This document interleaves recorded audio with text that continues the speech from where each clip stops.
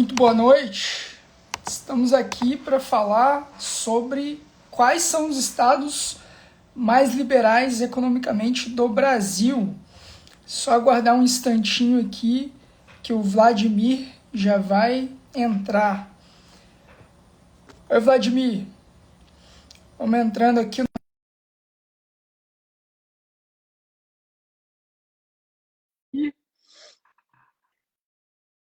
Vladimir, só aceitar aí.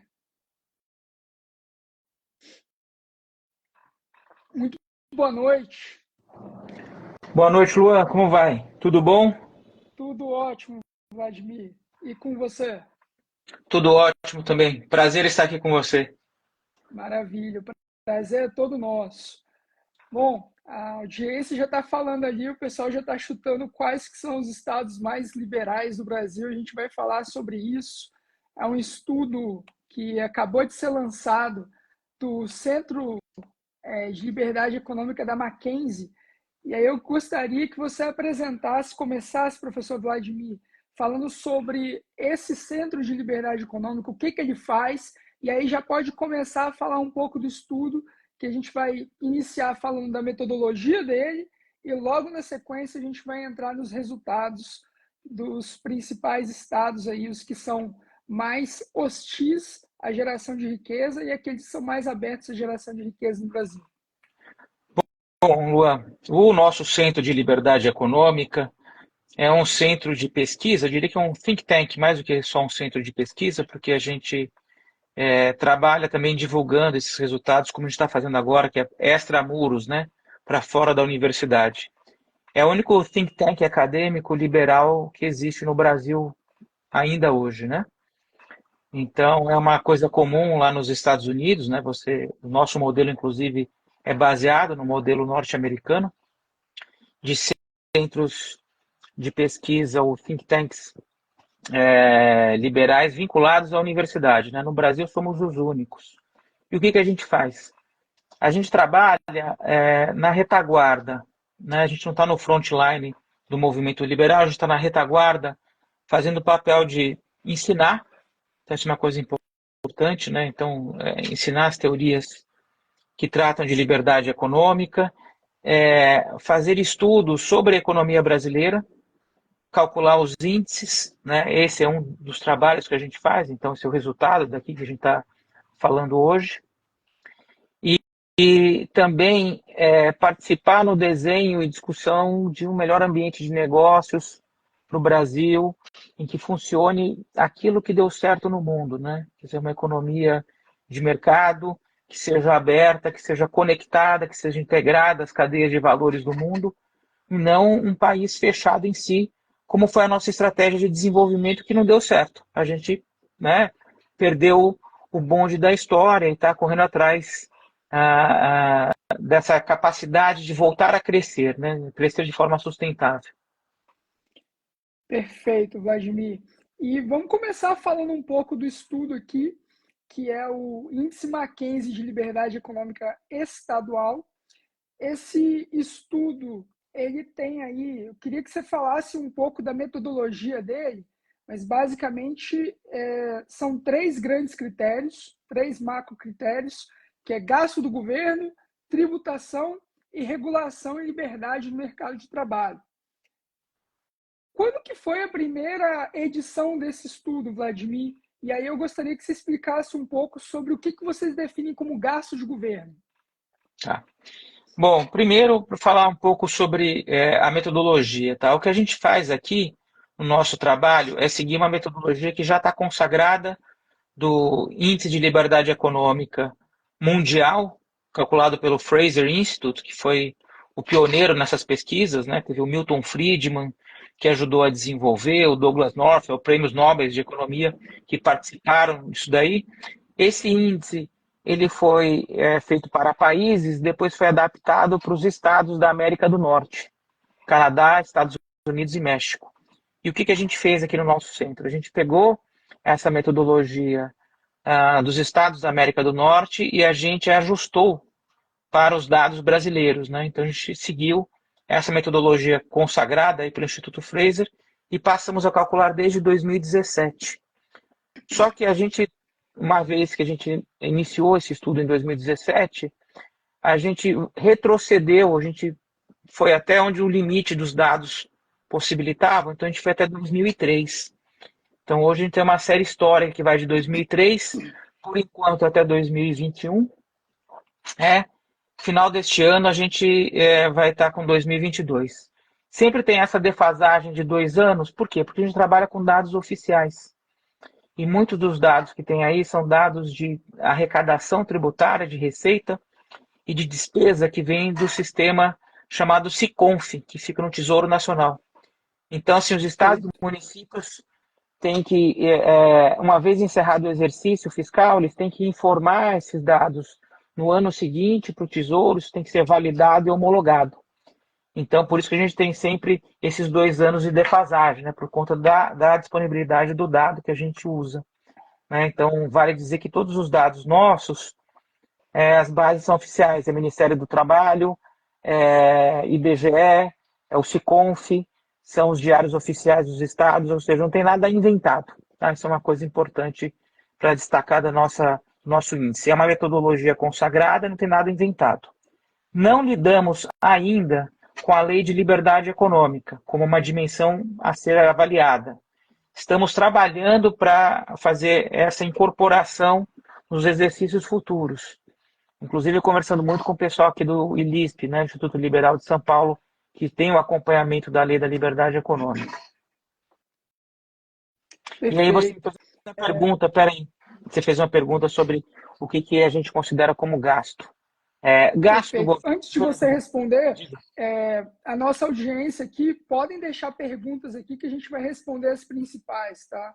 Então, tem muita gente que está chutando aqui quais são os estados mais bem avaliados, eu estou gostando dos palpites, mas podem deixar perguntas aqui sobre a metodologia ou sobre algum estado específico que a gente pode entrar. Por favor, professor, pode explicar aí a metodologia, o que vocês consideram como gasto de governo? Então, o gasto do governo são todos os gastos realizados na unidade da federação. O que significa isso que eu estou dizendo em linhas práticas? A gente pega todas as despesas realizadas pelo governo, que não são despesas de investimento, e a gente avalia para todos os municípios que estão nos estados e para o governo estadual. Então, a gente soma isso daí. Não é só do governo estadual o gasto é de todos os municípios. Com o quê? Com o custeio da máquina, que a gente fala que é o consumo do governo, com transferências entre as esferas de governo e com os regimes próprios de previdência e pensão. São essas 3 naturezas de gasto que a gente avalia. Então, para todos os municípios, mais o governo do estado de cada unidade da federação. Perfeito. E como a gente tem um orçamento extremamente engessado, né, em que a maior parte das despesas são recorrentes e obrigatórias, acaba sendo um grande desafio aí para os governantes, gestores públicos, de fato reduzir de forma rápida, né, no curto prazo, de um ano para o outro, de um exercício para o outro, esse tamanho do gasto do governo. Agora, o outro critério eu acredito que seja quase que autoexplicativo, mas mesmo assim eu vou pedir para o senhor explicar, Vladimir, que é a tributação. Tem um dado, já tem um tempinho desse dado que foi levantado pela FEComércio e pelo Instituto Ipsos, mas que 1/4 dos brasileiros não sabem que pagam impostos. Simplesmente não tem noção que a gente paga tributação quando consome alguma coisa ou contrata algum tipo de serviço. Nesse sentido, eu queria que você explicasse um pouco o que entra nesse índice de tributação e se existe uma relação entre a renda daquele estado e o percentual de tributo pago. Então, essa é uma coisa importante. A gente, para gasto de governo, para a regulação do mercado de trabalho e para a tributação, a gente sempre avalia o total desses gastos em relação à renda do Estado. Então, isso é um fato importante. A renda do Estado a gente obtém através da PNAD, Pesquisa Nacional por Amostragem Domiciliar do IBGE. Então, a tributação, o que ela avalia? Eu diria assim, informalmente, o quanto enfia a mão no seu bolso. Porque a gente olha todos os impostos que são arrecadados dentro da unidade da federação. Ou seja, os impostos federais arrecadados naquela unidade, os impostos municipais e os impostos estaduais. E a gente divide a categoria em tributação sobre renda, sobre propriedade e tributação sobre consumo, que a gente chama dos impostos indiretos. Então, o que é interessante disso? Ele é uma medida da carga tributária que de fato tem naquele estado, né, juntando as três esferas do governo. E a gente compara isso em relação à renda. E sobre o dado da FEComércio, olha o que isso diz para a gente, né? Um desconhecimento. Aí falta uma cidadania tributária, não no sentido de pagar imposto, mas de saber o que está acontecendo. Uma parte grande dos brasileiros, que, né, vai estar associado a esse 25%, quem não sabe que paga imposto, é porque não tem renda suficiente para ser tributado na renda, não tem patrimônio para ser tributado em patrimônio, então não está usualmente tendo que receber DARFs e coisas do gênero, né, IPTU, e paga sobre o consumo dele, naquilo que ele consome, ele não tem noção.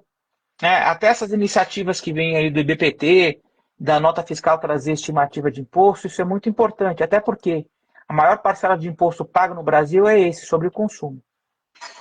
Exato. O Frederick Hayek tinha uma frase, né, que o imposto sobre consumo, você pode entrar no mérito se ele é bom ou se ele é ruim, mas que ele era perverso no sentido de que boa parte das pessoas não fazia ideia que estava sendo tributado naquele consumo, né? E aí agora, para finalizar, o nosso último indicador aqui, o nosso último grande macro pilar para fazer essa avaliação é a regulação e a liberdade no mercado de trabalho. Então, a gente Você pode olha, explicar o critério? sim, a gente olha para a interferência que o governo faz no mercado de trabalho, né, dos estados. Então, a primeira delas é a legislação de salário mínimo. A maior parte dos estados brasileiros segue a legislação federal, que já é uma interferência, né, e ela pode ser incompatível com a renda per capita estadual, que acontece na maior parte dos casos. E alguns estados estabeleceram seus pisos próprios, seus salários mínimos próprios, como aqui em São Paulo, por exemplo. Então, sim, existem 3 faixas, no Rio são 7 faixas. Só que você estabelece isso, é bacana, né, de estabelecer, porque parece que você está sendo, digamos, preocupado com a população, mas muitas vezes o nível de salário mínimo é incompatível com a renda per capita. Vale dizer que a economia daquele estado não comporta. Então você joga as pessoas para a informalidade. Então a gente olha então essa relação, primeiro, do salário mínimo em relação à renda do Estado, inclusive aquelas legislações próprias de salário mínimo. A gente olha o peso que o funcionalismo tem em relação ao total de empregados, que isso diz para a gente se o mercado de trabalho ele tem mais abertura para iniciativa privada e para oportunidades no setor privado, ou se está, né, congestionado só com o setor público. E, por fim, a gente olha para a densidade sindical, ou seja, a densidade dos sindicatos, dos sindicalizados, entendendo que o sindicato protege quem está dentro e cria barreira para quem está fora, justamente, né? Então, levando a economia para a informalidade do mercado de trabalho. Então, esses são os 3 elementos que a gente olha na regulação do mercado de trabalho. Perfeito. Os estados brasileiros que têm pisos salariais estaduais são o Paraná, o Rio de Janeiro, o Rio Grande do Sul, São Paulo e Santa Catarina. Então, nesse critério em específico, esses estados são penalizados ali pela metodologia de liberdade econômica. E aí, Vladimir, vamos entrar aqui, está todo mundo chutando aqui nos comentários quais são os estados com maior adesão à liberdade econômica. A gente vai começar ali por São Paulo, que está na primeira colocação, mas tem uma nota de 6,02, vejam só, né? Então, o estado que lidera aí o ranking tira uma nota um pouquinho acima de 6. Então, basicamente, a gente tem aí uma conclusão que nenhum estado no Brasil, de fato, é liberal economicamente falando, né, Vladimir? Então, você sabe que uma coisa que eu gosto sempre de enfatizar quando apresento o índice, porque falou assim, eu estou primeiro no ranking, mas eu estou primeiro no ranking no Brasil, que é um país de baixa liberdade econômica. Então isso significa que de 0 a 10, se você está com uma nota 6, tem muito feijão para comer, tem muito caminho para fazer para melhorar o ambiente de negócios, para melhorar o respeito à geração de produto, renda, de riqueza nesses estados. Então, assim, a gente tem hoje, né, nesse último relatório divulgado aí com base, a gente divulgou o analítico, né, agora, com base no relatório 2023. Então, São Paulo está em primeiro lugar, segundo o Espírito Santo, tua terra. Eu sou capixaba. Mato Grosso do Sul. Então, não é Espírito Santo, mas Espírito Santo eu gosto de falar, e a gente já está há alguns anos conversando sobre isso. O Espírito Santo tem uma trajetória muito consistente, não é de agora, né? Mato Grosso do Sul em terceiro, Mato Grosso no quarto e Santa Catarina no quinto lugar. Santa Catarina também tem uma trajetória consistente. Então são Espírito Santo, Santa Catarina, já está há alguns anos sempre nesse grupo do top 5, está sempre muito próximo, né, dos primeiros lugares, né? E isso não é à toa. Se a gente vai estudar o que tem acontecido com a política, a economia do Estado, a gente percebe essa consistência na trajetória. Como você bem disse, não muda de um ano para o outro despesa pública e tributação, né? Mas você pode, e aí com o apoio da sociedade civil, que é muito importante isso, e a história do Espírito Santo reforça, você pode construir uma trajetória, né, de maior eficiência, de respeito ao contrato, ao ambiente de negócios, e construindo isso e galgando essas posições e mantendo. Perfeito. Eu vou chamar a atenção aqui para um fator muito interessante, que São Paulo está na primeira colocação, mas a nota de tributação de São Paulo é 1,84, uma escala que vai até 10. O Espírito Santo, que está em segundo, tem uma nota de tributação um pouco melhor, 4,9. E aí você vai, Mato Grosso do Sul, Mato Grosso, nota 0. Me explica como que é a nota 0 desses estados, Vladimir? Como que faz para você tirar nota 0 em tributação no ranking de liberdade econômica? Então, tirar nota 0, principalmente depois da pandemia, isso ficou uma recorrência. E a gente está avaliando os dados de 2022 esse ano, e a gente está esperando aqui uma melhoria. Por que eu estou falando isso? Porque a gente compara o peso dessa carga tributária em relação à renda do Estado. E o que aconteceu durante os anos de pandemia é que a atividade econômica caiu por conta do isolamento, das restrições que foram impostas, mas a tributação resilientemente se manteve, né? Ainda trocando, né? Caindo de uma tributação que era muito mais de serviços, serviço arrecadando menos, mas ganhando mais arrecadação em mercadoria. Então, no fundo, o bolso do cidadão não sofreu diferença. Pelo contrário, a renda dele caiu e a arrecadação caiu muito menos, ou até se manteve em alguns casos. Então, no caso da nota 0, a gente tem como. A gente faz uma coisa que é o seguinte: a gente transforma esse peso da renda, da tributação em relação à renda, numa nota de 0 a 10. Então, a gente cria uma escala. E tem um fator para a gente normalizar.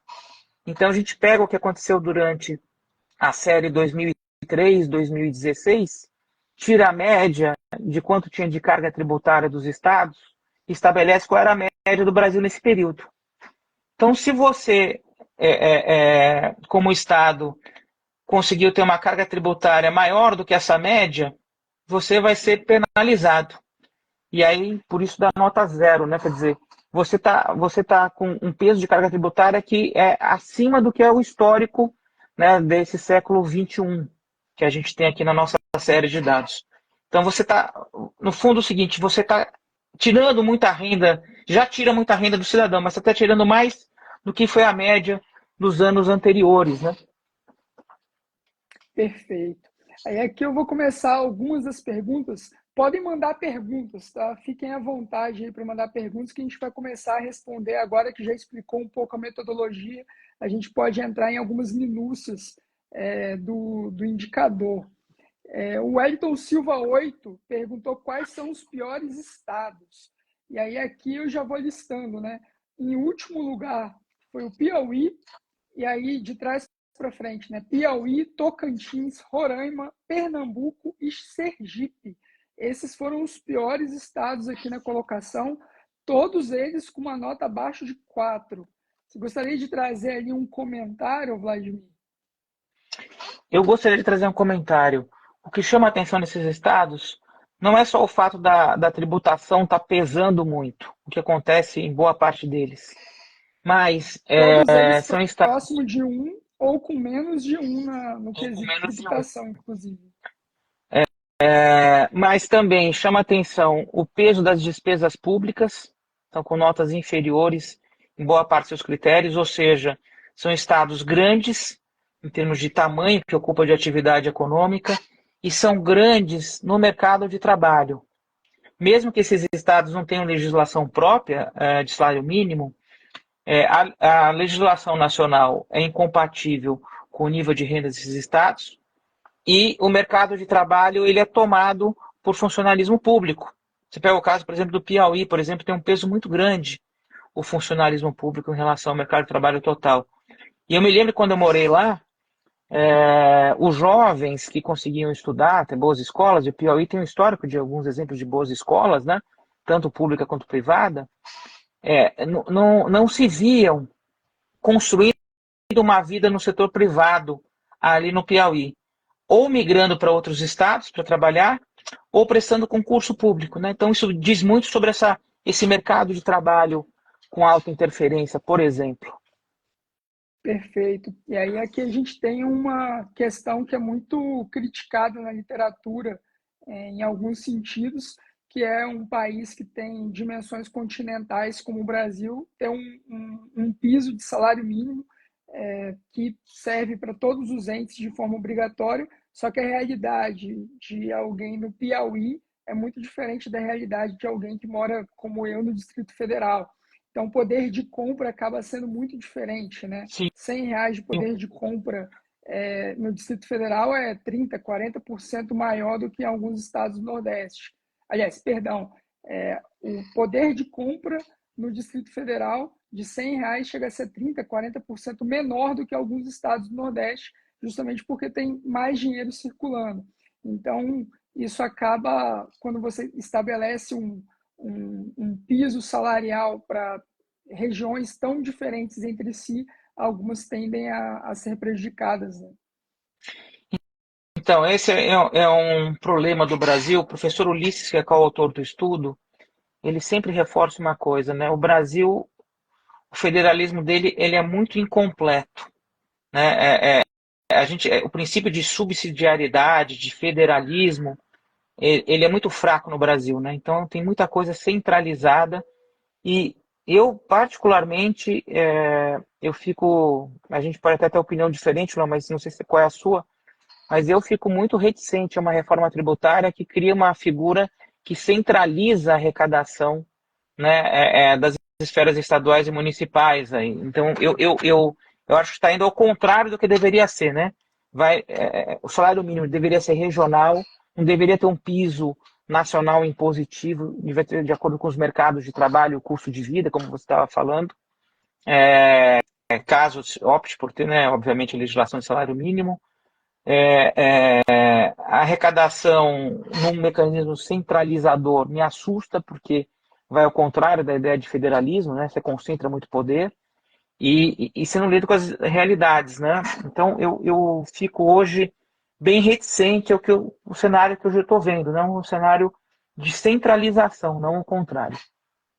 Perfeito. Você tocou no tema de pacto federativo. O Renato Azevedo estava trazendo uma pergunta para a gente no início da live, que eu estava guardando aqui, justamente sobre isso. Ele questionando se uma reforma do pacto federativo ajudaria na liberdade econômica e na melhoria da economia. Aí aqui eu vou trazer já, o Vladimir, vou trazer a minha opinião, eu gostaria de ouvir sua análise também. Eu diria que sim e que não, porque em alguns estados você pode ter sim uma maior prosperidade, uma maior abertura de mercado, menores alíquotas de impostos, uma gestão um pouco mais eficiente, o que acaba contribuindo também para você eliminar distorções e ajudar na economia de mercado, mas ao mesmo tempo você também tem estados no Brasil com uma gestão muito ruim.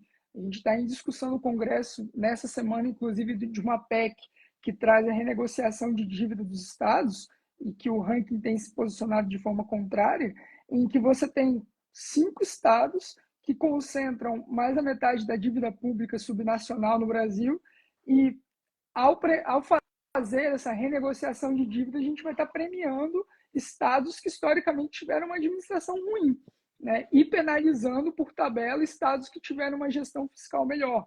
Então, eu não diria, embora seja favorável a uma reforma do Pacto Federativo, eu não diria que isso é uma bala de prata, que, olha, vamos melhorar o Pacto Federativo, que, por tabela, todos os estados, todos os entes federativos vão ter, a partir de agora, uma melhor gestão e mais liberdade econômica. Agora, uma questão é fato. O que a gente chama no Brasil de Pacto Federativo está só no nome. Tinha uma professora de Direito Tributário, quando eu estudava na Federal do Espírito Santo, que dizia que o Brasil, na verdade, é um Estado unitário, descentralizado politicamente. Porque, basicamente, quase todas as normas, mesmo que você tenha nuances nos estados, praticamente quase todas as normas, como a legislação trabalhista, a legislação tributária, ela demanda muito do poder centralizado em Brasília, né?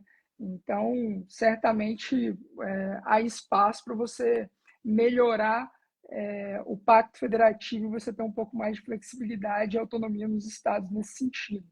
Vladimir? O que eu entendo, Luan, eu vou no mesma posição, na mesma direção da sua análise, e eu queria complementar o seguinte: para de fato uma reforma do Pacto Federativo ela ser efetiva do ponto de vista da liberdade econômica, a gente precisa garantir condições de competição entre os estados. Competição em que sentido? Não de guerra tributária, mas de atração de investimento por meio de um melhor ambiente de negócios, por maior liberdade econômica. E ter a possibilidade do Estado ser punido ao tomar decisões erradas. No nosso modelo hoje, o que acaba acontecendo é que, em última instância, sempre tem uma PEC salvadora e vai para a conta da viúva e vai ser socializado.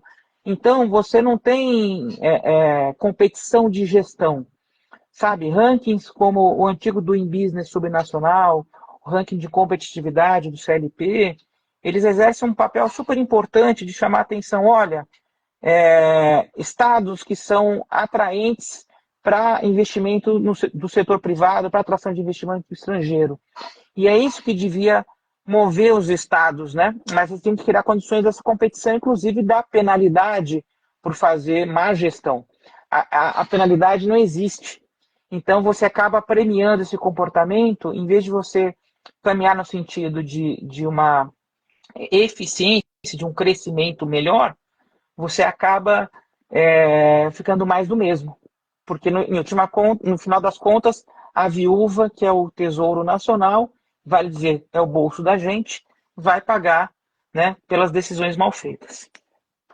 Perfeito. É uma outra questão interessante sobre a questão do nosso pacto federativo, é justamente que acaba criando uma espécie de incentivo perverso para as administrações, já que se você faz uma gestão ruim, né, a maior parte dos municípios do país acaba sobrevivendo só do fundo de participação dos municípios e de repasses, né?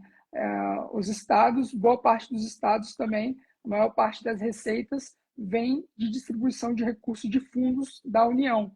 Então, se você faz uma gestão ruim, às vezes você pode ser até premiado com um repasse maior nos anos seguintes. E é o mesmo passo que, se você faz uma boa gestão, você pode acabar contribuindo com uma maior participação de pagamentos nesse fundo, que vai primeiro para Brasília e depois é redistribuído pelo restante dos estados. E isso é muito ruim no Pacto Federativo, e não necessariamente a reforma tributária que está em discussão agora tende a melhorar esse cenário, né, Vladimir? Eu acho que a reforma tributária, o que ela acaba fazendo, ao tirar a autonomia de arrecadação, também ela vai criar o quê? Um repasse do grande fundo, né? Os repasses que vão vir de uma autoridade centralizadora. Então você vai diminuir a responsabilização. Você vai tornar, do meu ponto de vista, um ambiente com menos, o que eu diria, estados e municípios sentirão menos responsáveis pelo que fazem. Eu acho isso ruim. Afora que, em relação à reforma, também eu tenho minhas dúvidas se de fato ela vai simplificar, porque 10 anos de transição de sistema é uma complexidade infernal, vai ter muito litígio. Eu não consigo vislumbrar um ambiente que não tem nesses 10 anos muita judicialização pela convivência dos dois sistemas. Enfim, e eu tenho meus receios se ela vai ser neutra, de fato, né? Mas, enfim, mas são opiniões pessoais minhas, né? Eu sei que tem analistas que pensam diferente. Acho que eu estou muito pessimista ultimamente. Mas pessimismo e Brasil acabam andando juntos muitas vezes, né? O Gabriel FDG estava concordando com a colocação sobre a falta de um pacto federativo real, né, de verdade, como que isso contribui para a ineficiência nas tomadas de decisão dos governantes, né? Vladimir, eu queria que você contasse um pouco da série histórica que foi feita por vocês, o Centro de Mackenzie de Liberdade Econômica. Como que o Brasil, os estados brasileiros têm se desenvolvido nesse aspecto? A gente teve uma melhora nessa liberdade econômica, né, no século XXI, a gente tem oscilado, um ano melhora um pouquinho, depois piora. Como que a gente está nesse cenário hoje? Tá, eu vou falar em relação à média, tá, do indicador. Então, a média do indicador, ele começa 2003 numa nota medíocre, tá? É interessante que se a gente olha para 2003, é um ranking de notas parecido, em geral, com o que a gente está vendo, assim, tá? Nota 6, 5, não tem notão. E a gente passa um período oscilando em torno dessa mediocridade.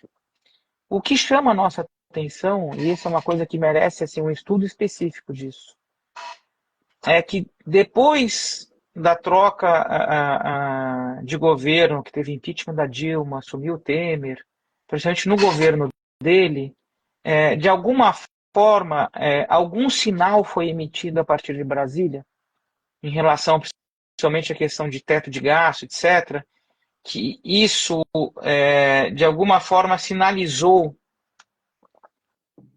para as unidades federativas do Brasil que, olha, não dá para sair gastando aí, ó, já estou segurando lá. Essa sinalização foi muito positiva. E nesses anos, em média, a liberdade econômica aumentou. Então, em 2018, a gente teve a maior média de liberdade econômica.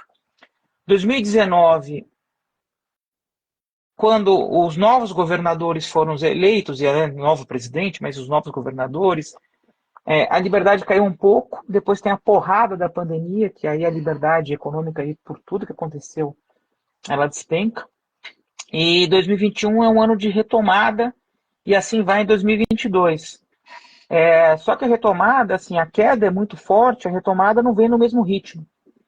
Então, assim, a gente está se aproximando, é como se a gente tivesse voltado, a gente queimou o que a gente ganhou nos meados para o final de entre 2015, 2016, 17, 18, a gente queimou isso daí, voltou aos patamares anteriores, né? E a gente tem que reconstruir esse caminho.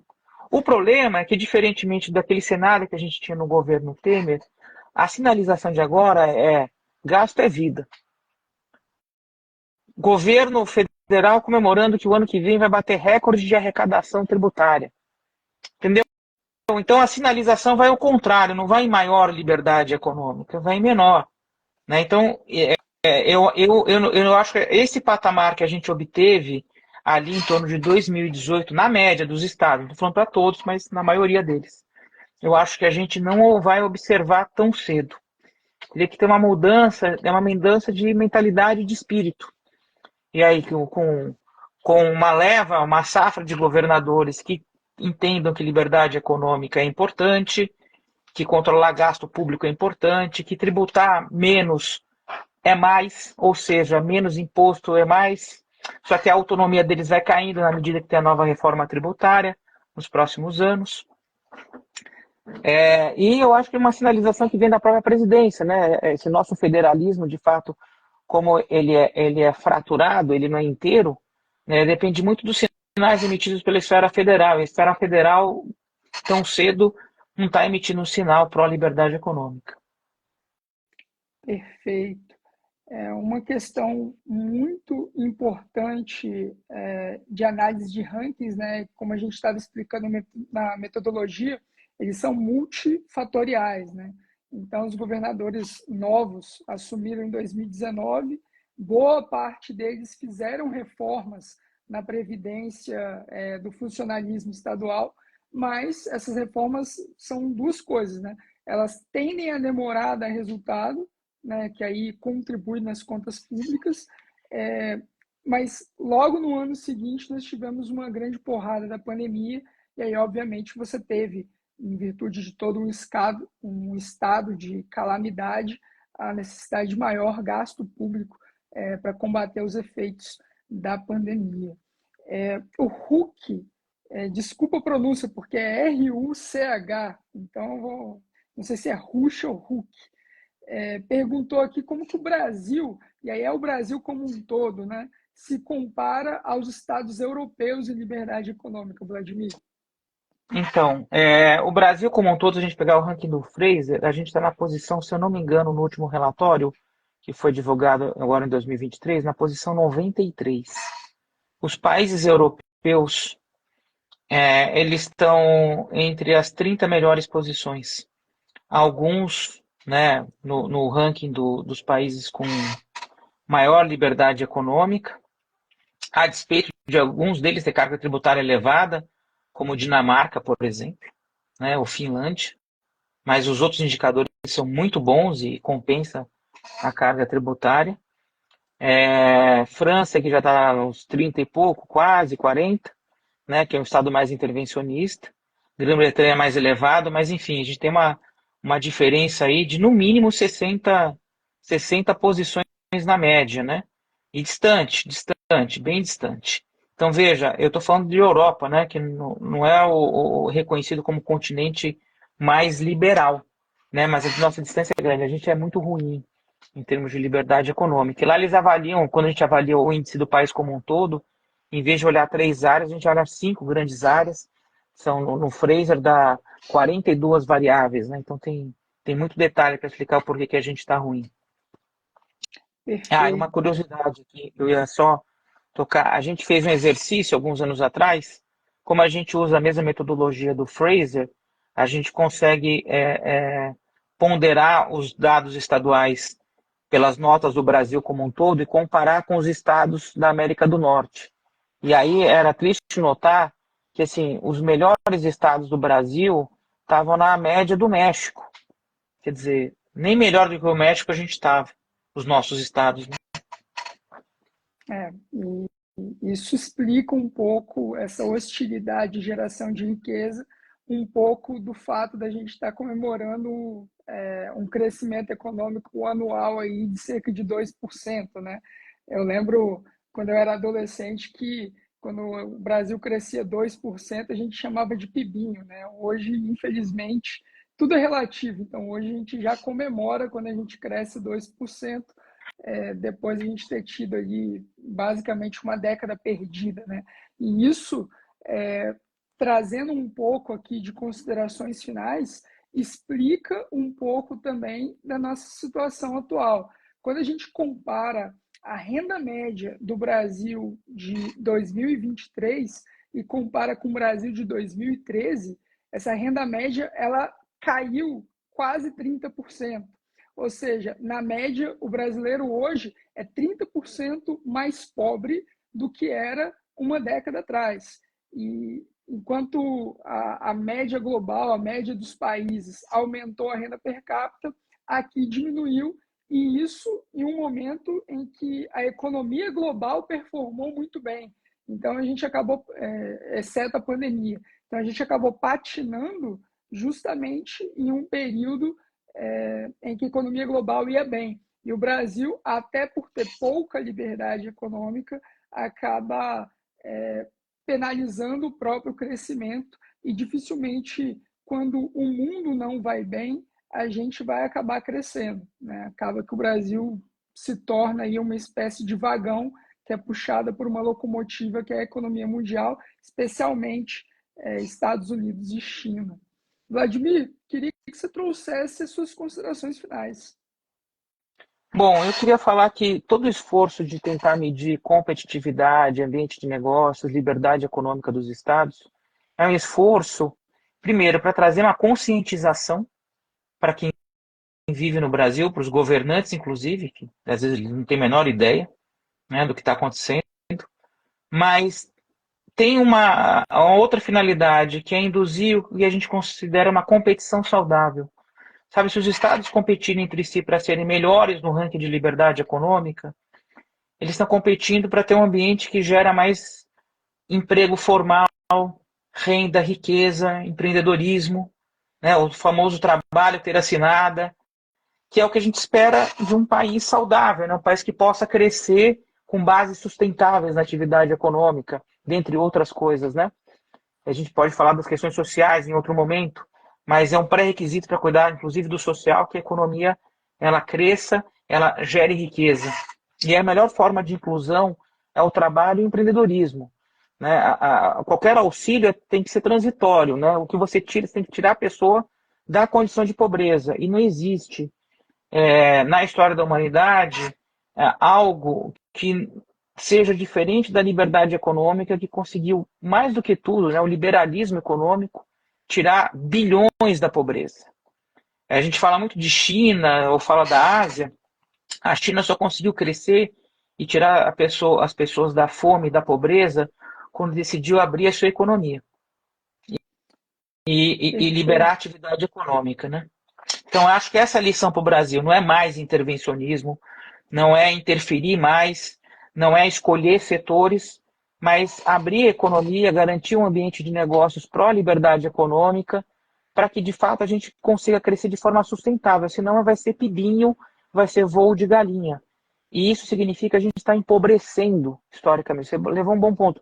A gente está tão pobre, a gente empobreceu, e a gente sente isso no bolso, que a nossa renda, em termos reais de poder de compra, não está dando conta. Vai demorar mais um tempo para recuperar, a voltar ao que se perdeu, né, nessa trajetória.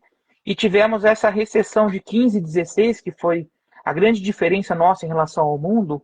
Foi uma recessão fortíssima, a mais forte da história do Brasil, justamente porque a gente estava pagando os custos de um excesso de intervenção do governo. E da Então, para não falta de repetir isso, liberdade econômica. exatamente. Então, para não repetir isso de novo, a gente teria que mudar a trajetória. E a trajetória é essa trajetória de não reinventar a roda, não querer jabuticaba. O mundo que deu certo fez o quê? Né? Cuidou do ambiente de negócios, abriu a economia, né? E assim foi. Né? E assim que tem que ser com o Brasil. Maravilha, professor Vladimir. Olha, o estudo ele está disponível na íntegra no site do Ranking dos Políticos, na parte de análises. Essa live vai ficar gravada, a gente vai colocar o link também nos comentários. É um estudo muito rico, entra no detalhe de cada estado, é um relatório com quase 70 páginas. E, por fim, acompanhe o Ranking dos Políticos nas redes sociais. Forte abraço e até a próxima. Um abraço, muito obrigado.